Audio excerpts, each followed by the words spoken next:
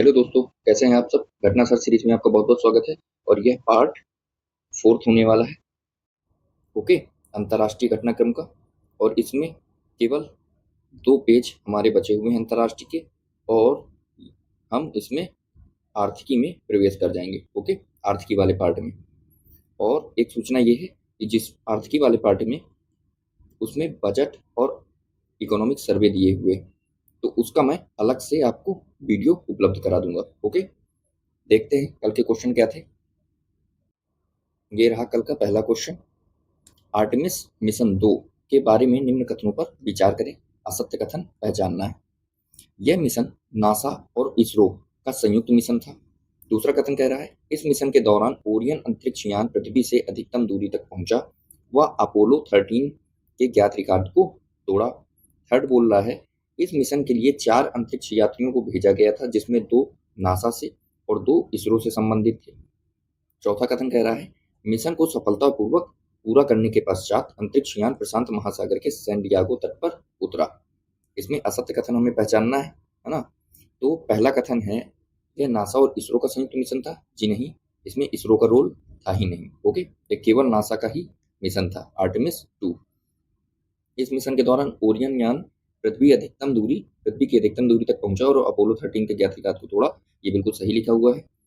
Third statement में जब इसरो से संबंधित ही नहीं थे, तो 4 अंतरिक्ष यात्री में 3 नासा से संबंधित थे और एक कनाडाई स्पेस एजेंसी से संबंधित है। ये याद रखिएगा, कनाडाई स्पेस एजेंसी से एक अंतरिक्ष यात्री संबंधित था। और चौथा भी बिल्कुल सही लिखा हुआ है। तो इसमें गलत कौन से हो गए?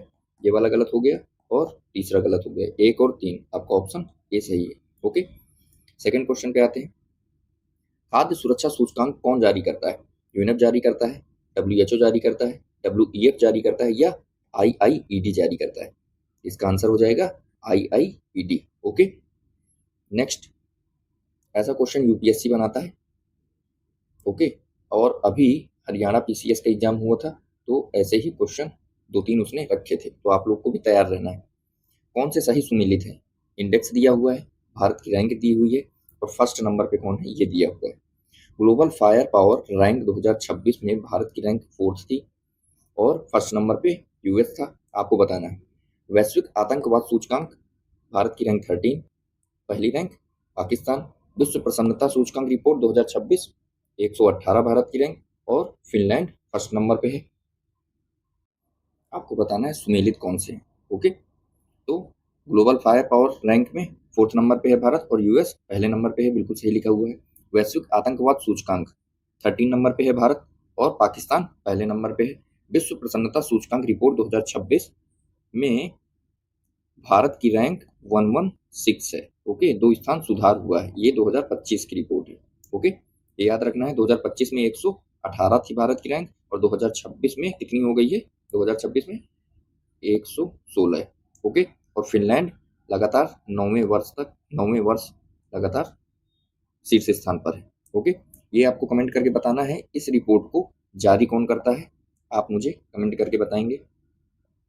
और इसमें एक चीज ये भी याद रखना है कि विश्व प्रसन्नता सूचकांक रिपोर्ट में नेपाल, पाकिस्तान और चाइना, इनसे सबसे नीचे है भारत की रैंक। ओके, ये याद रखना है आपको।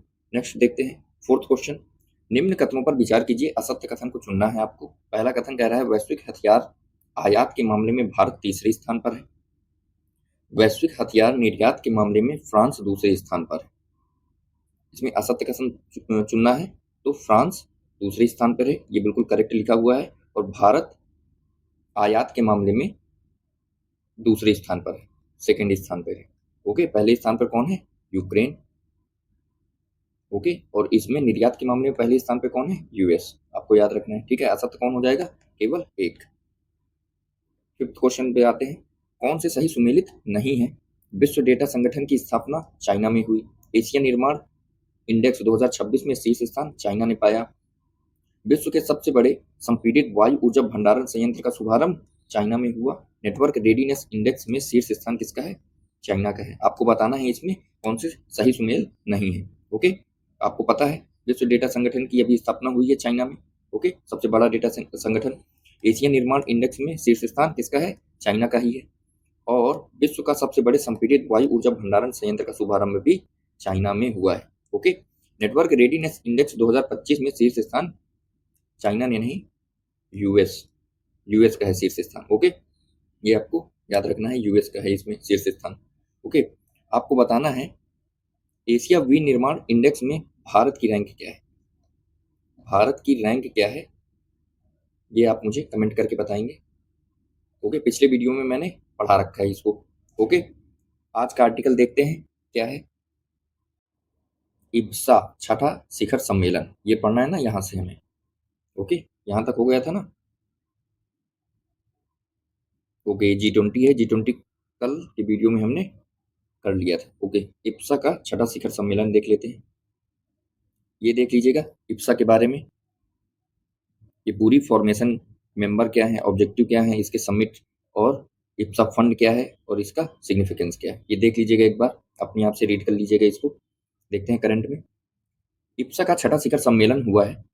भारत ब्राजील दक्षिण अफ्रीका संवाद मंच इब्सा डायलॉग फोरम का छठा शिखर सम्मेलन 23 नवंबर 2025 को दक्षिण अफ्रीका के जोहान्सबर्ग में G20 से अलग आयोजित किया गया है।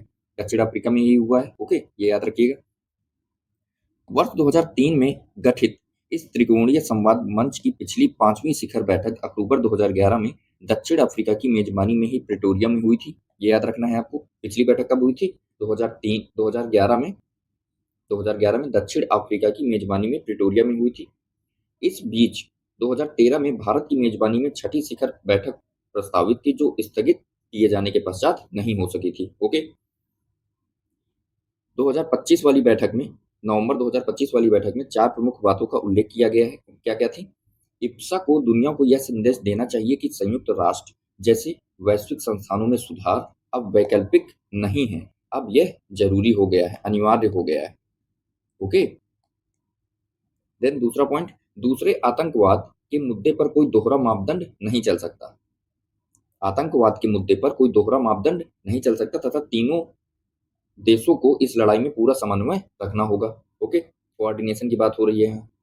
तकनीकी प्रयोग इंसानों के विकास के लिए ही किया जाए, इसके लिए एक नया IBSA डिजिटल इनोवेशन अलायंस बनाने का सुझाव श्री मोदी ने दिया है। ओके, इसके साथ ही खाद्य सुरक्षा और सतत विकास के लिए IBSA fund for climate resilient agriculture शुरू करने का सुझाव भी उन्होंने दिया। उनका मानना है कि यह कोष जलवायु परिवर्तन से प्रभावित कृषि को मजबूत बनाने में मदद करेगा। ओके, ये पूरा इब्सा का फ्रेम है, इसको करंट के दृष्टिकोण से पढ़िएगा और ये बेसिक है। ओके, इसको भी एक बार आपको रीड करना है कि मेंबर कौन कौन से हैं, कितने मेंबर हैं। ओके, कब गठन हुआ इसका? 2003 में, है ना। फिर देखते हैं लुआंडा में राष्ट्रपति, केवल इतना बस याद कर लीजिए, लुआंडा के राष्ट्रपति कौन है? लोरेंको। ओके, बोत्सवाना की राजधानी गैबरोन। राष्ट्रपति, अच्छा ये आर्टिकल था।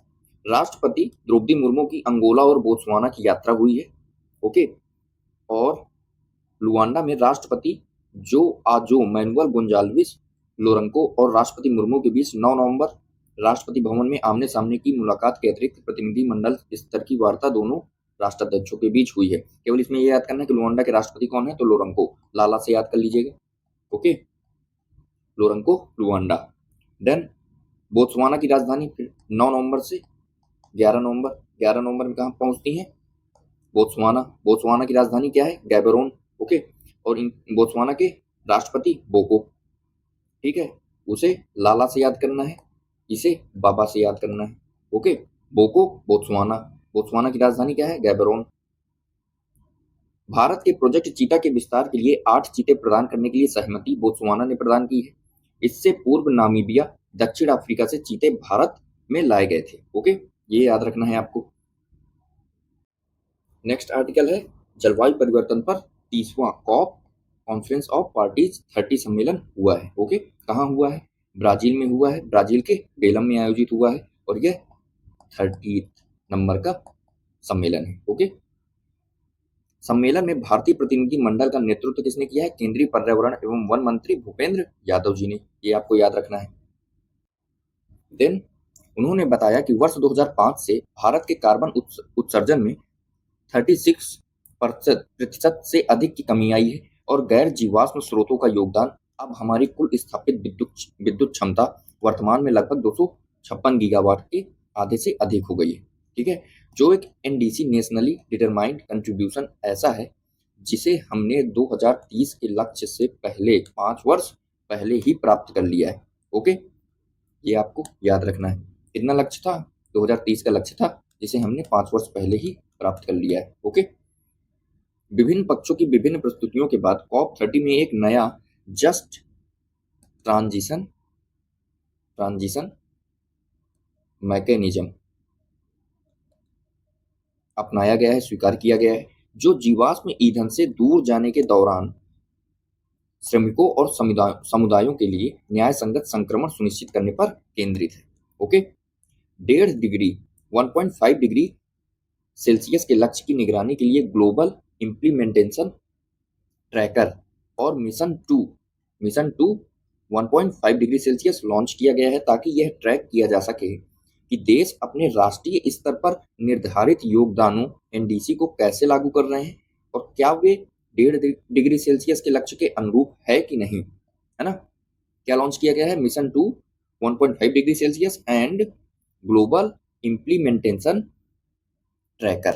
ओके, एक ट्रैकर लॉन्च हुआ है और एक मिशन लॉन्च हुआ है। ठीक है, COP30 में 2050 तक सभी जीवाश्म ईंधनों को चरणबद्ध रूप से समाप्त करने के लिए एक अनिवार्य वैश्विक रोड मैप पर सहमति बनी है। कब तक? 2050 तक। इसके अतिरिक्त जलवायु परिवर्तन से निपटने के लिए वैश्विक स्वास्थ्य प्रणालियों को मजबूत बनाने हेतु Belum health action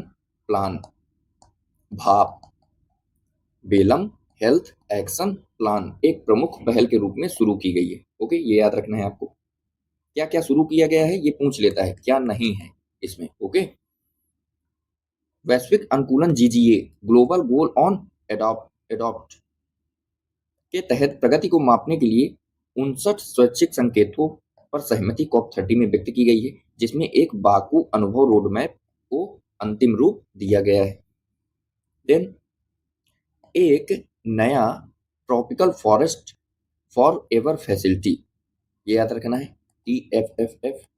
okay, tropical forest for ever facility launch किया गया है, जो उपग्रह बेस्ड प्रदर्शन भुगतान मॉडल पर आधारित होगा। इसका प्रारंभिक वित्त पोषण कौन करेगा? ब्राजील ही करेगा। ओके, अगले वर्ष किसको अध्यक्षता मिली है? तुर्कियों को। ओके, G20 की पिछले वीडियो में मैंने बता रखा है। अगले वर्ष कौन अध्यक्षता करेगा G20 की? आप कमेंट करके बताएंगे। ओके, और COP31 की अध्यक्षता जलवायु परिवर्तन के लिए कौन करेगा? तुर्की है। ओके, नॉर्वे में दुनिया की सबसे लंबी गहरी सुरंग का निर्माण हो रहा है, ये याद रखना है। नॉर्वे में दुनिया की सबसे लंबी और सबसे गहरी अंडर सी पानी के नीचे सुरंग बन रही है, जिसका नाम क्या रखा गया है? रोग फास्ट। ये याद रखना है, रोग फास्ट है क्या? रोग फास्ट।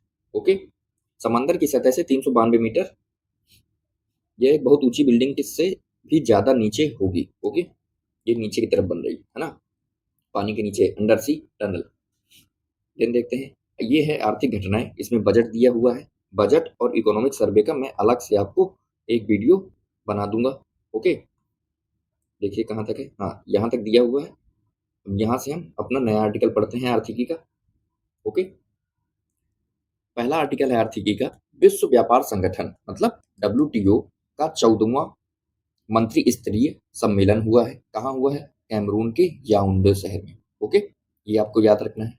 WTO का जो 14th नंबर का मंत्री स्तरीय सम्मेलन हुआ है वह कहाँ हुआ है? कैमरून के याओंडे में। भारतीय प्रतिनिधि मंडल का नेतृत्व किसने किया है? पीयूष गोयल जी ने किया है। और सम्मेलन में विकासशील और अल्प विकसित देशों के लिए निष्पक्ष, समावेशी और विकास उन्मुख व्यापार प्रणालियों की आवश्यकता पर जोर दिया गया है। एक्चुअली WTO का सम्मेलन है तो इसी पर जोर दिया जाएगा, है ना, बाकी कुछ नहीं है इसमें। ये याद रखिएगा, WTO की सर्वोच्च निर्णय लेने वाला निकाय मंत्री स्तरीय सम्मेलन होता है, जो प्रत्येक 2 वर्ष के अंतराल, ये इंपॉर्टेंट है, प्रत्येक 2 वर्ष के अंतराल पर आयोजित किया जाता है। ओके, ये 2 वर्ष में एक बार इसकी बैठक होती है। ओके, पूर्ण ग्लोबल रिच लिस्ट पहली बार 4000 के पार को रैंक करता है, क्योंकि इसमें 4020 अरबपतियों को शामिल किया गया है। इसमें भारत का स्थान तीसरे नंबर पे है। पहले स्थान पर इसमें है चाइना। ओके, यहाँ पे 1110 है। ओके, यहाँ पे सुधार लीजिएगा, चाइना। चाइना के कितने अरबपति? 1110। ओके, चाइना है, देन यूएस है, देन इंडिया है। Okay, Hurun global rich list में, इतना याद कर रखिएगा बस। और इसमें एक चीज और याद रखना है कि भारत में पहला स्थान मुकेश अंबानी का है, गौतम अडानी का है, और तीसरा स्थान जो है वो महत्वपूर्ण है, रोशनी नदार मल्होत्रा एंड फैमिली का है। ठीक है, इसमें भारत की सबसे अमीर महिला रोशनी नदार मल्होत्रा HCL टेक्नोलॉजी की संस्थापक है ये, और तीसरा स्थान प्राप्त किया है इन्होंने। ओके, इसमें एक चीज और याद रखिएगा कि सबसे अमीर व्यक्ति एलन मस्क है। ठीक है, अमेरिका से संबंधित है, जबकि सबसे ज्यादा अरबपति चाइना में है। कितना? 1110। ओके, ये हुरन रिच लिस्ट के हिसाब से है। ओके, जेफ बेजोस और लैरी पेज दूसरे और तीसरे नंबर पे है। चीन स्वनिर्मित महिला अरबपतियों में सबसे आगे है। स्वनिर्मित महिला अरबपति मतलब जिनके पीछे बैकग्राउंड नहीं था, है ना, इनके पीछे बैकग्राउंड नहीं था, ये अपने आप से उभरी हुई हस्तियां हैं। ओके, इस श्रेणी में वैश्विक कुल का 75% में सबसे आगे है। विश्व की सबसे अमीर स्वनिर्मित महिला डयान हेंड्रिक्स हैं, यूएसए एबीसी सप्लाई, ये उनकी कंपनी का नाम है, एबीसी सप्लाई। ओके, यूएसडी मतलब US$ 24 बिलियन है। Okay, Diane Hendricks. न्यूयॉर्क लगातार तीसरे वर्ष 146 अरबपतियों के साथ विश्व अरबपतियों की राजधानी बना हुआ है। ओके, ज्यादा नहीं, केवल 2-3 बार पढ़ना है, चीजें आराम से क्लियर हो जाएंगी। सबसे अधिक सरकारी कर्ज वाला दुनिया के शीर्ष 10 देश किसने जारी किया है? IMF ने। ओके, IMF का हेडक्वार्टर कहाँ है? आप मुझे कमेंट करके बताएंगे, हेडक्वार्टर कहाँ है IMF का? देख लेते हैं। सर्वाधिक कर्ज वाले शीर्ष 10 देश, अमेरिका है जिसके ऊपर $38.3 ट्रिलियन कर्ज में है ये। चाइना एंड भारत का रैंक 7th है, ये याद रखिएगा। कर्ज लेने वाले देशों में भारत का रैंक 7th है। ओके, फिर देखते हैं भारत के लिए है ये। भारत के कर्ज प्रोफाइल की एक मुख्य ताकत है, यह है कि इसका 95% से ज्यादा कर्ज घरेलू है। इससे करेंसी और बाहरी भुगतान का जोखिम काफी कम हो जाता है, और कुल देनदारी में बाहरी कर्ज 5% से भी कम है। ओके, ये याद रखिएगा।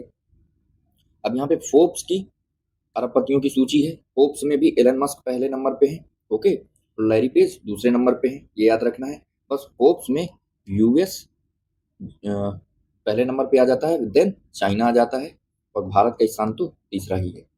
ओके, भारत का स्थान तीसरा ही है। देन देखते हैं, इसमें भी मुकेश अंबानी पहले स्थान पर है।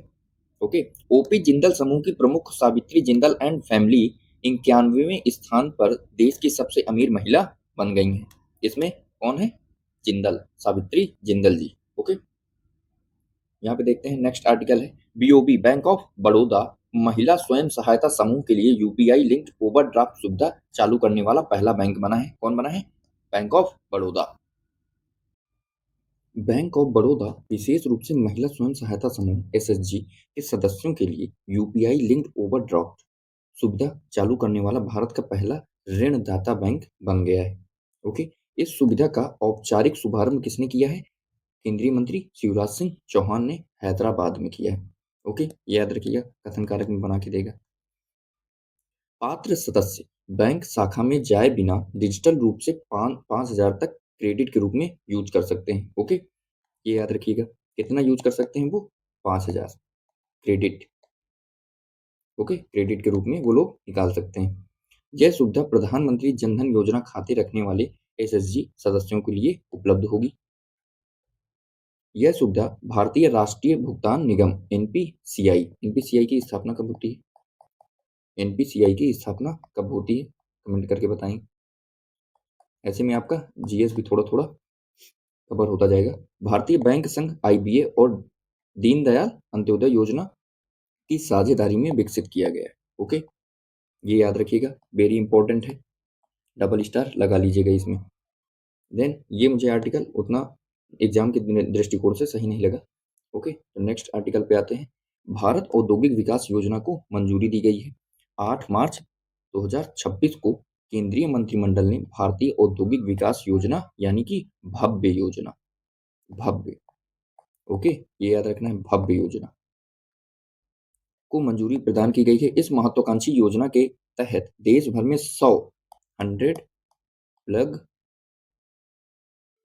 प्लग एंड प्ले औद्योगिक पार्कों का विकास के लिए कितना करोड़, 33,660 करोड़ रुपए, ओके, 33,660 करोड़ रुपए प्रावधान किया गया है। ओके, याद रखना है, इंपॉर्टेंट है, डबल स्टार कर लीजिएगा। भव्य योजना, भारत औद्योगिक विकास योजना, इसका उद्देश्य क्या है? इसका उद्देश्य है विश्व स्तरीय औद्योगिक अवसंरचना विकसित करना, विनिर्माण क्षमता को बढ़ावा देना और भारत की आर्थिक प्रगति को नई गति प्रदान करना, है ना? इस योजना की विशेषता क्या है? इसका प्लग एंड प्ले मॉडल, जिसमें उद्योगों को पूर्व स्वीकार भूमि, विकसित अवसंरचना और आवश्यक सेवाएं एक ही स्थान पर उपलब्ध हो जाएंगी। ओके, बहुत इंपॉर्टेंट है, पूछी जाएंगी आपसे ये। ओके, नेक्स्ट देखते हैं, इसी का इफेक्ट है। यह योजना सभी राज्यों में और केंद्र शासित प्रदेशों तक विस्तारित होगी। इसके परिणाम स्वरूप प्रत्यक्ष और अप्रत्यक्ष रोजगार के लाखों अवसर सृजित होंगे। ये याद रखना है आपको, सभी राज्यों और केंद्र शासित प्रदेशों में विस्तारित की जाएगी ये योजना। ओके, सितंबर 2025 तक भारत की कुल विदेशी ऋण, तो यहाँ पे सितंबर ना करके यहाँ पे कर लीजिएगा मार्च 2026। ओके, ये डेटा मैं ले आया हूँ आपके लिए, मार्च 2026। एक मिनट जी, यहाँ पे 2026 है। ओके, ये कर लीजिएगा यहाँ पे।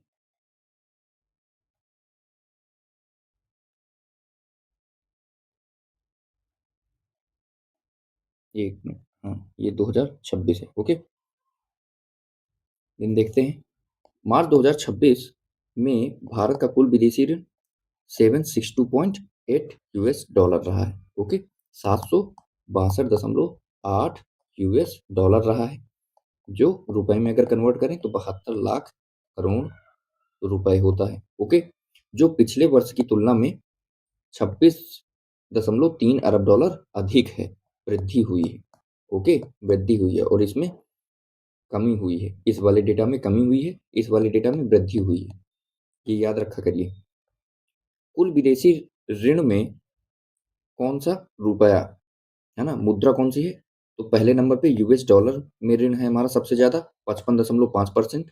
देन रुपए में सबसे ज्यादा ऋण है सेकंड नंबर पे 29.4%। देन जापानी येन 6.4%। आपको याद रखना है यूएस डॉलर, देन रुपया एंड देन येन। ओके, जापानी येन, ठीक है। देखते हैं नेक्स्ट, नीति आयोग का 2024 का 2024 का निर्यात तैयारी सूचकांक। ओके, निर्यात तैयारी सूचकांक कौन जारी करता है? नीति आयोग, याद रखना है।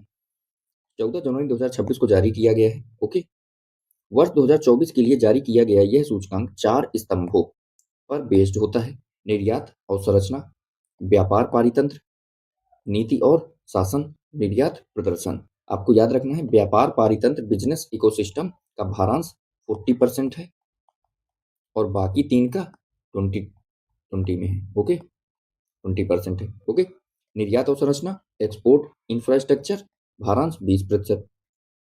ओके, नीति एवं शासन पॉलिसी एंड गवर्नेंस भारांश 20%, निर्यात प्रदर्शन परफॉर्मेंस में भारांश 20%। आपको केवल इतना याद रखना है कि व्यापार पारितंत्र में भारांश 40% है। ओके, निर्यात क्षमता के आधार पर सभी राज्यों की 3 वर्ग में राज्यों को रैंक दिया गया है: अग्रणी है, लीडर, चुनौती देने वाला चैलेंजर और आकांक्षी। ओके, देखते हैं बड़े राज्यों में ईपीआई महाराष्ट्र पहले स्थान पर है, तमिलनाडु दूसरे स्थान पर है, गुजरात तीसरे स्थान पर है और उत्तर प्रदेश चौथे स्थान पर। ये 4 आपको रटे होने चाहिए, नीति आयोग का ये सूचकांक है। ओके, महाराष्ट्र, तमिलनाडु, गुजरात और यूपी। ओके, महाराष्ट्र, तमिलनाडु, गुजरात और यूपी, एमटीजीयू। ओके, बड़े राज्यों में है ये। छोटे राज्यों में देख लेते हैं। छोटे राज्य और पूर्वोत्तर राज्य एवं केंद्र शासित प्रदेशों में उत्तराखंड पहले स्थान पर है और जम्मू कश्मीर दूसरे स्थान पर है। केवल इतना देख लीजिएगा। ओके, देन देखते हैं एनएमडीसी। एनएमडीसी 50 मिलियन टन लौह अयस्क उत्पादन करने वाली पहली कंपनी बनी है। याद रखिएगा, यह एक नवरत्न कंपनी है। ओके, नवरत्न कंपनी है ये एनएमडीसी। ओके, 50 मिलियन टन लौह अयस्क उत्पादन करने वाली यह कंपनी में भारत की पहली खनन कंपनी बनी है। पिछले दशकों में उत्पादन में लगातार वृद्धि हुई है।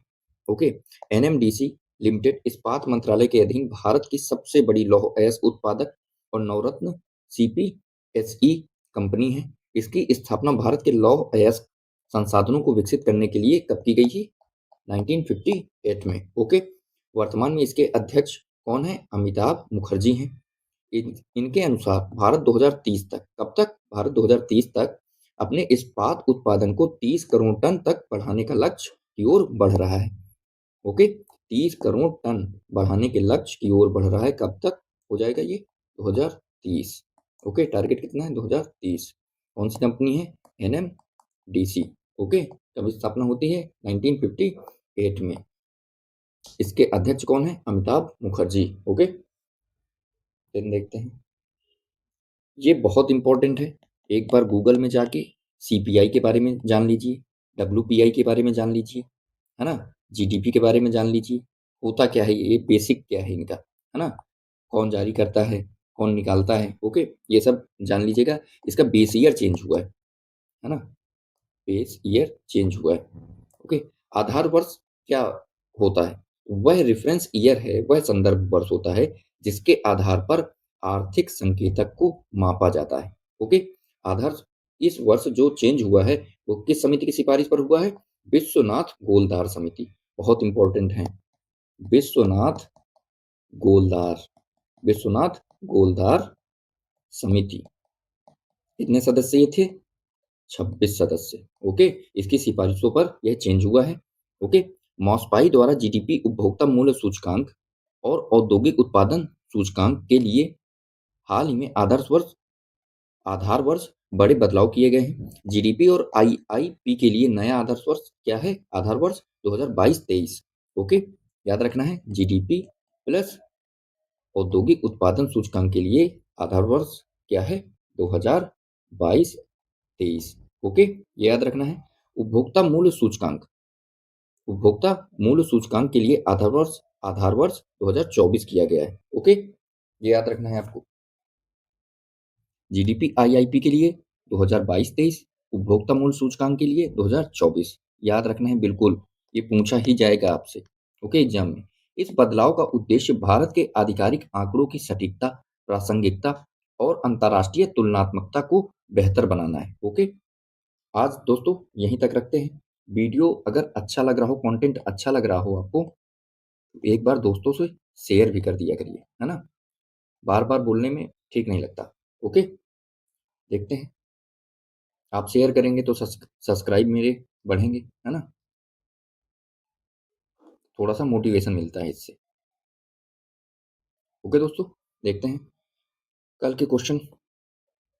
होमवर्क है आपका ये, मैं इसको लाना भूल गया, 1 मिनट। पहला क्वेश्चन है आपका, रोज ऐसे ही क्वेश्चन कम से कम रिवाइज हो जाता है आपका घटनासार, है ना। पहला क्वेश्चन कह रहा है, कौन से गलत सुमेलित हैं? ये होमवर्क के लिए क्वेश्चन है। ओके, कौन से गलत सुमेलित है? बालिन शाह, यहाँ पे पर्सनालिटी लिखी हुई है ना, एंड यहाँ पे कंट्री लिखी हुई है। किससे संबंधित है? बालिन शाह किस देश से संबंधित है? क्या भूटान से संबंधित है? मिन हांग लाइंग म्यांमार से संबंधित है। मार्क कॉर्नी वेनेजुएला से संबंधित है। अनवर इब्राहिम मलेशिया से संबंधित है। कि पैट्रिक हरमनी सेशल्स से संबंधित है। इसको आपको बताना है कि कौन गलत सुमेलित है। ठीक है, आपके ऑप्शंस हैं 1, 2 और 3, 2 और 4, 1 और 3, 2, 4 और 5। ओके, ये आपको मुझे कमेंट करके बताना है। ओके, 1 का डी सही है सर, 1 का, 2 का सी सही है सर, 3 का डी सही है सर, ऐसे बता दिया करिए। ओके, हाल ही में भारतीय प्रधानमंत्री ने किस देश की संसद नेसेट को संबोधित किया है? आपके ऑप्शंस हैं इज़राइल, सेशेल्स, मलेशिया या कनाडा। ओके, थर्ड क्वेश्चन पे आते हैं। थर्ड क्वेश्चन कह रहा है कौन से सही सुमेलित हैं? ओके, इंडेक्स या रिपोर्ट दी गई है, जारीकर्ता दिया गया है और भारत की रैंक दी गई है यहाँ। भ्रष्टाचार बोध सूचकांक 2026 ट्रांसपेरेंसी इंटरनेशनल के द्वारा जारी किया जाता है और भारत की रैंक 93rd है। ये आपको बताना है कि कौन सा सुमेलित है। Network readiness index 2025 Portulans institute, Bharat की rank 45। Global AI vibrancy tool 2025 Stanford institute और भारत की रैंक 3rd। कौन से सही सुमेलित है? आपके ऑप्शंस हैं केवल 1 और 2, केवल 3, ऑल या केवल 2 और 3। ओके दोस्तों, फोर्थ क्वेश्चन है आपका, जिम्मेदार राष्ट्र सूचकांक 2026 के बारे में कौन से कथन असत्य हैं? पहला कथन है इसका शुभारंभ नीति आयोग द्वारा किया गया है। दूसरा कथन है इसे जेएनयू मतलब जवाहरलाल नेहरू यूनिवर्सिटी और डब्ल्यूआईएफ वर्ल्ड इंटेलेक्चुअल फाउंडेशन के नेतृत्व में बनाया गया है। तीसरा कथन है इसमें शीर्ष स्थान स्विट्जरलैंड को मिला है और चौथा कथन है इसमें भारत को 16वें स्थान पर रखा गया है। ओके, आपको बताना है इसमें कौन से असत्य हैं। आपके ऑप्शन हैं केवल 4, केवल 1 और 2, केवल 1 और 3, केवल 2 और 3, केवल 2 और 4। ओके, इसमें आपको बताना है असत्य कथन। एंड लास्ट क्वेश्चन है आपका, कौन सा गलत सुमेलित है? ओके, केन्या से मावा जिंदी का नृत्य, पाकिस्तान से बोरिंडो, वियतनाम से डोंग हो दो लोग बुड ब्लॉक प्रिंटिंग। ओके, ये वे हैं जिसको यूनेस्को ने तत्काल सुरक्षा लिस्ट में शामिल किया है। ओके, तो आपको बताना है केन्या को तो शामिल किया है, पाकिस्तान को शामिल किया है और वियतनाम को, लेकिन क्या शामिल किया है ये आपको बताना है। ओके, गलत सुमेलित है। आपके ऑप्शन है केवल 1, केवल 2, केवल 3 या इनमें से कोई नहीं। ओके, आज का वीडियो यहीं तक रखते हैं। Thank you so much for watching दोस्तों। एंड लाइक किया करिए, शेयर किया करिए और सब्सक्राइब किया करिए। अगर वीडियो आपको अच्छा लग रहा हो, कंटेंटफुल लग रहा हो तो शेयर करिएगा दोस्तों में। ओके, ठीक है दोस्तों, ख्याल रखिए अपना। जय हिंद, सत्यमेव जयते।